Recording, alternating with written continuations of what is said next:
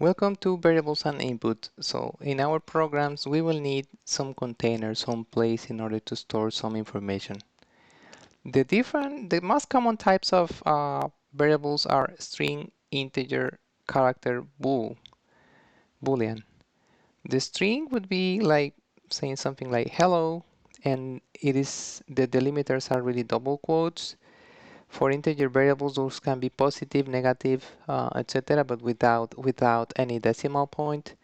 The character variables are delimited by single quotes and are things like E, for instance, that could be one element of this hello. And the other type of variable that we are including here is bool, which stands for Boolean, and this can be true or false. Those are the only values that a Boolean variable can have.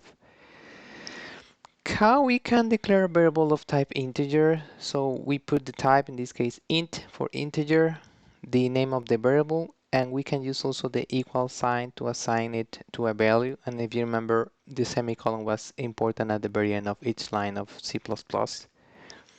Now, we could, if you remember this cout instruction in order to print information to the console, we could do something like cout, the number is white space and number. So this will be basically printing this part here. The number is 10. Why? Because number is our variable name, and this was assigned the value 10, and that's what we will be able to print out. Similar to printing out stuff, this is just another example, int hour, and then it says it is hour in the afternoon. It is printing out this. This is sending this to the console. So similar to outputting to the console, we are able to read from the console. And to read from the console, we use this other instruction, cin. In stands for input. So similar to what we had for cout. So that would be to output information to the console.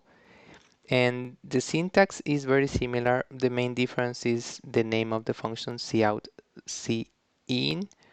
And as you can see here, the double smaller than signs are used for cout, while for cin, for input, double greater than signs are used here in order to put the whatever variable we will be passing from the console into this variable name.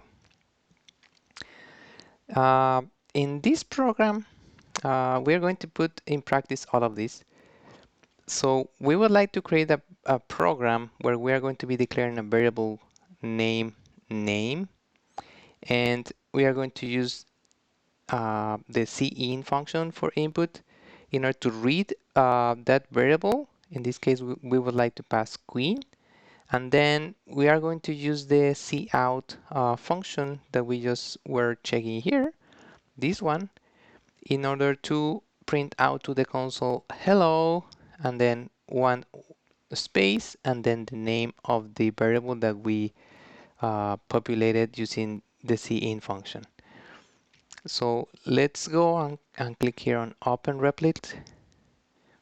Remember to fork, otherwise you will not be able to edit here the program.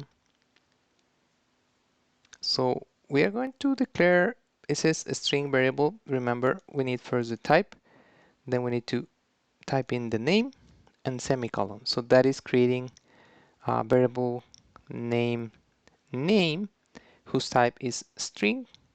Now, using the cin function, we would like to read and populate that variable from the console. So we do that by doing cin for input and then take that input and put it into the name variable. And finally here we want to print out, if you remember that was cout for output, and then double smaller than sign, and then the instructions are telling us to print out hello, one space, and then the content of that variable, we are going to say name and semicolon.